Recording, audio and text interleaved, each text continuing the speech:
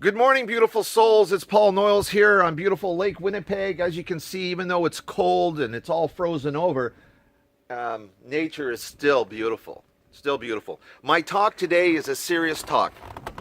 It's a talk about change. It's a talk about why change is so difficult, what is the reason for that, and why a lot of people don't change. In fact, most people don't change. They just learn to manage their lives better. And there's a reason for that. And that reason is the subconscious mind. And here's what I mean. I'm going to use a little story here for you. So there's this woman. She's a doctor, in fact. This woman decides for her New Year's resolution, she's going to lose 50 pounds.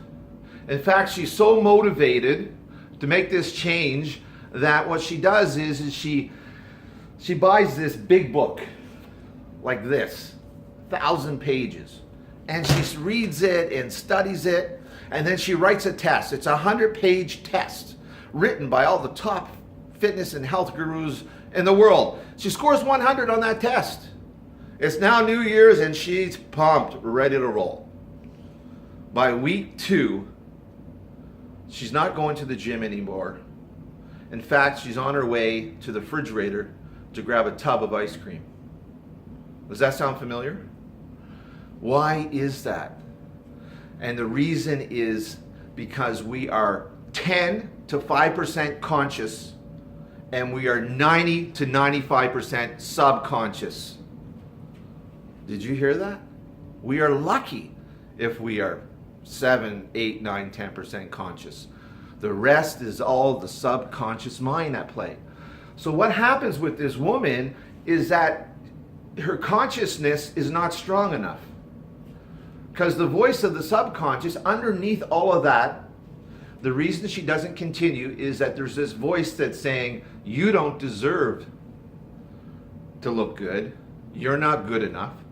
Or maybe she has some trauma from early childhood that she was sexually abused. So this is a subconscious way for her to stay ugly and not attractive to men.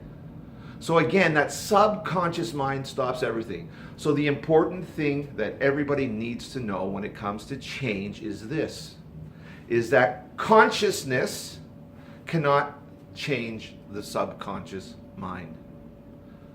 Period. End of story. So how do we reprogram the subconscious mind? It's a big question, and there's many ways to do it. But the main word about reprogramming the subconscious mind is repetition, repetition, repetition, which can take a long time. But there's faster and quicker ways, and the research shows that, and I'm going to give you what they are. Number one, best way to reprogram the subconscious mind is what? Meditation. That's correct. Meditation is it. Because in meditation, we have an opportunity to sit and be still and get in touch with our true essence, our true nature, not the old nature. And the old nature will be revealed to us. That's all those voices. I'm not good enough. I'm less than. Love me, because I don't love myself. And we get a chance to realize it's just a bunch of bullshit, a bunch of past programming. And if we can heal that, we can heal the subconscious mind, and we can actually succeed and make our goals and make real change. Another one that we can do is called affirmations. Affirmations are powerful, but they're only powerful if you do them repetitiously. When I get up in the morning after I do my meditation, I always usually do an affirmation, but I really practice affirmations before I go to bed. Why do I do it before I go to bed? Here's why. Because if I'm having a crappy day, I don't want to go to sleep with that type of consciousness, because that consciousness is creating as I sleep. So I usually will do an affirmation. Here's a good example of an affirmation that I've written that I'll do before I go to bed. I no longer choose to believe in old limitations and lack. I now choose to begin to see myself as the universe sees me, perfect, whole, and complete. I am willing to release the need to be worthy. I am worthy of the very best in life, and so I choose acceptance and love every time. I will always honor my feelings and my thoughts, knowing that they are like clouds in the sky, not who I am.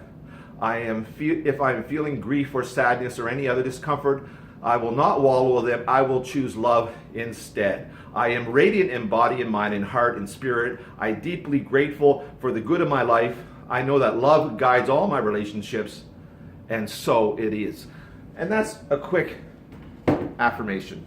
And if you do those regularly, but you have to make sure that the affirmation is written by you so that it touches your heart, it's going to be effective. Another one is called EFT, emotion feeling technique.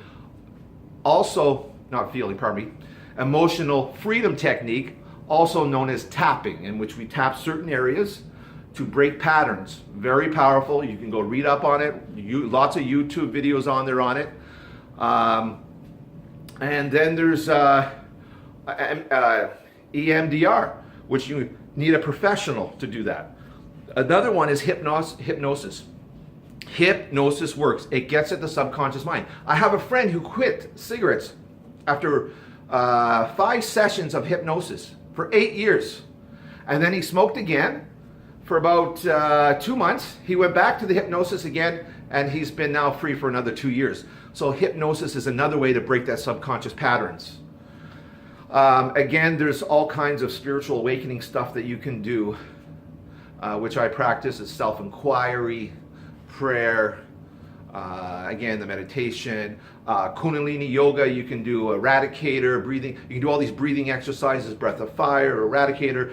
There's all kinds of fantastic things out there to reprogram the subconscious mind. If you're really interested in learning more about that, go on and put it Dr. Bruce Lipton, reprogramming the subconscious mind. He's the leader in that. Dr. Bruce Lipton, love the guy. So I hope you learned something today about change.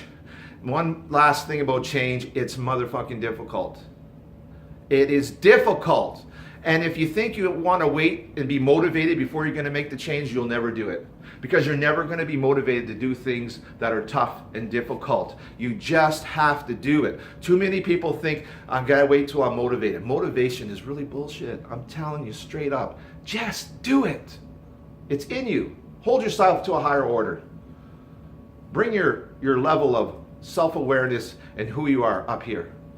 You're worth it. All of you are. You're all beautiful souls. And me and Sharona, where is she? She's right. Can you see her?